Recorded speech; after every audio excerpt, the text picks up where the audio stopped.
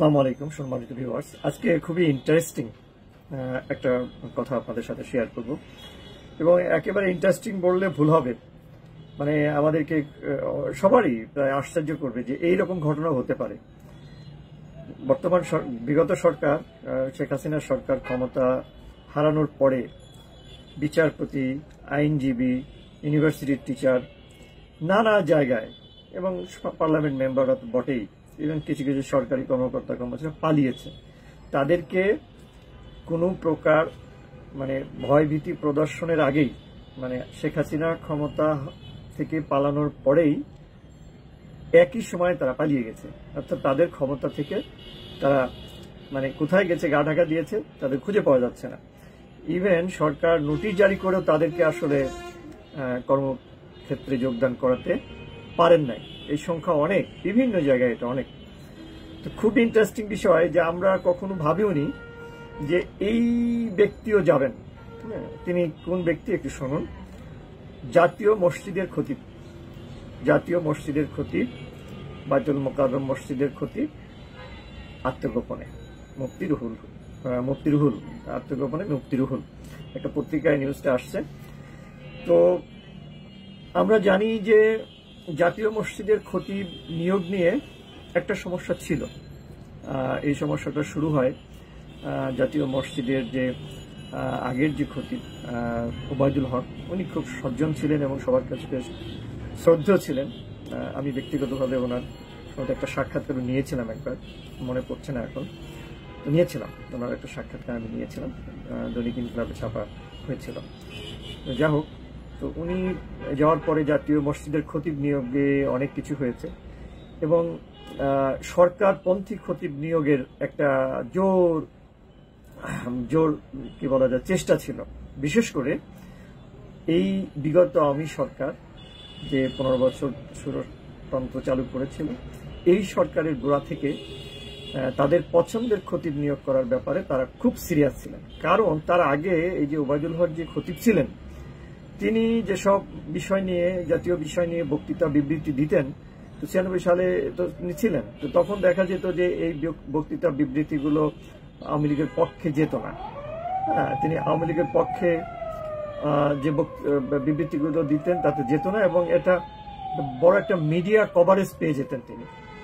তো যাই হোক, সেইটা হটিয়ে দেওয়ার জন্য নতুন নিয়োগ দেওয়া হয়েছিল এবং শুরুতে যে নিয়োগ প্রক্রিয়ার সময় যে ঘটনাটা ঘটেছিল আপনাদের হয়তো মনে আছে, যদি পিছন ফিরে তাকান, যে রাশেদ খান মেনন এবং হাসানুল হক ইনু, তারা এই জাতীয় মসজিদের খতিব নিয়োগ দেওয়ার পরে এই জাতীয় মসজিদে তারা নামাজ পড়তে গিয়েছেন।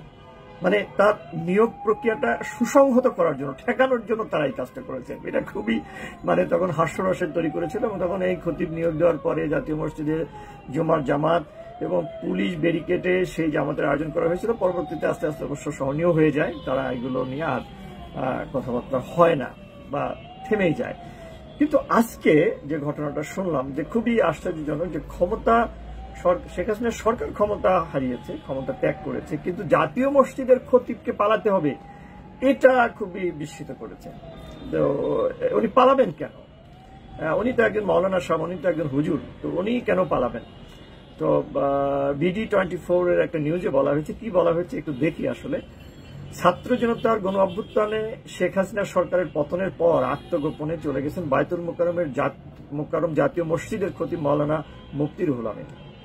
সে কারণে সেখানে নামাজ পড়ানোর জন্য নতুন খতিবকে দায়িত্ব দিয়েছে ধর্ম মন্ত্রণালয়। সেখানকার নতুন খতিবের দায়িত্ব পেয়েছেন হাফেজ মাওলানা ডক্টর মুফতি ওয়ালিউর রহমান খান।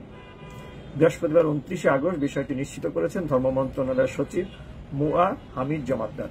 তিনি বলেন, বাইতুল মোকাররমের খতিব 5 আগস্টের পর মসজিদে নামাজ পড়াতে আসছেন না। তাকে কারণ দর্শানো নোটিশ দেওয়ার পরও যোগদান করেনি, তাই নতুন একজনকে নামাজ পড়ানোর জন্য দায়িত্ব দেওয়া হয়েছে। এবং হাফেজ মাওলানা ডক্টর মুফতি ওয়ালিউর রহমান খান বিগত 2 জুমাতেও খতিবের দায়িত্ব পালন করেছেন। তিনি ইসলামী ফাউন্ডেশন বাংলাদেশের মুহাদ্দিস 5ম গ্রেড পদে 18 বছর ধরে কর্মরত, ইসলামী বিশ্ববিদ্যালয় কুষ্টিয়া থেকে PhD ডিগ্রি অর্জন করেছেন তিনি। যাই হোক, যে বর্তমান যে খতিবের দায়িত্ব পালন করছেন তাদের নিয়ে আমাদের কোনো বক্তব্য নেই, বা এটা কোনো কৌতূহল উদ্দীপক বিষয়ও না, কিন্তু যে খতিব 5ই আগস্টে সরকার পরিবর্তনের পর পালিয়ে গেলেন, তার ইমানি জোর বা তার যে কি বলবো যে তার মনস্তাত্ত্বিক ব্যাপারটা এত দুর্বল ছিল, তিনি জাতীয় মসজিদের ইমাম হয়েছেন, এটা ভাবতেই তো খুব খারাপ লাগছে। কারণ আমি পরপর দুটো জাতীয় মসজিদে, জাতীয় বাইতুল মুকাররম মসজিদে দুটো ঈদের নামাজ পড়েছি, এবং এই মৌলানা সাবি তখন হয়তো ছিলেন, আমি ঠিক এখন মনে করতে পারছি না। কিন্তু এই যে নামাজের ক্ষেত্রে আমরা যাদেরকে ইমাম মানি, তাদেরকে অবশ্যই ইমাম হওয়ার যোগ্য তাদের হতে হয়, এবং তার মধ্যে প্রধান চরিত্র থাকতে হয় সম্পূর্ণ ইমানি। তিনি ভয় ভীতির ঊর্ধ্বে থাকবেন, তিনি বিব্রত বোধ করবেন না, বিশেষ করে নামাজ কালাম পড়ানোর ব্যাপার, নামাজ পড়ানোর ব্যাপারে তার মধ্যে কোনো ধরনের সংশয় থাকবে না, বা তিনি ভীতিজনক পরিস্থিতিতে ইমাম হবেন না। যেহেতু এরকমই আমরা ভাবি, এরকমই হওয়ার কথা, কিন্তু কি ঘটলো? পালিয়ে গেলেন। এটা খুব হাস্যরসেল তৈরি করেছে, কিন্তু একই সাথে আমাদেরকে বেদনাহত করেছে। জাতীয় মসজিদের একজন মৌলানা সাহেব, খতিব সাহেব, তিনি পালিয়ে যেতে পারেন না। সবাই ভালো থাকুন, সুস্থ থাকুন, নিরাপদ থাকুন। আল্লাহ হাফেজ।